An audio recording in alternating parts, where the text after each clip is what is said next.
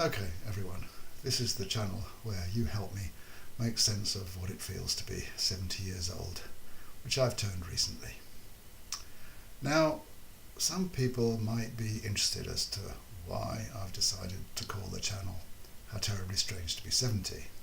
And as you've probably guessed, this isn't an original sentence I came up with to impress you. I actually owe it to these two guys. So basically that line comes from a song that was written by Paul Simon and sung by Simon and Garfunkel. And the way it's applicable to my sort of scenario is the song which is called Old Friends Bookends, is actually a song about how a person in their 20s imagine that life in their 70s is going to be. And the story is that Paul Simon was walking one Sunday in Central Park, and he came round a corner and he saw what he took to be two old people, aged 70 or over, sitting at the opposite ends of a park bench. And he thought to himself, well, that really looks like two people who are the bookends of a bookshelf. And he then didn't take very long to come up with the line, old friends sat on a park bench like bookends. And as a consequence, he then, according to legend, pretty much rushed home and wrote the song on the spot. Now, I can't reproduce any of the music, or I probably shouldn't be doing too many of the actual words, because YouTube is pretty twitchy, possibly understandably, about various copyright issues.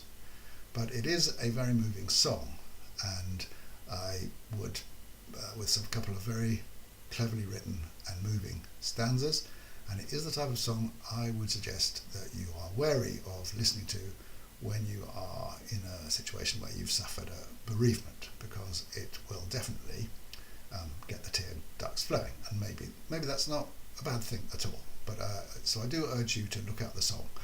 But the view of the Paul Simon in his 20s as he wrote this is that he came up with the immortal line, how terribly strange to be 70, because he couldn't really imagine what it would be like.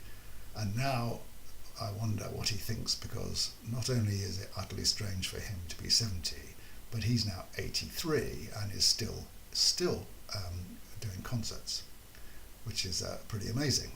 And I've kind of wondered also, when I think about it, about what Pete Townshend must feel. I mean, does he feel he's a complete Burke for having written Hope I Die Before I Get Old when he's also over 80?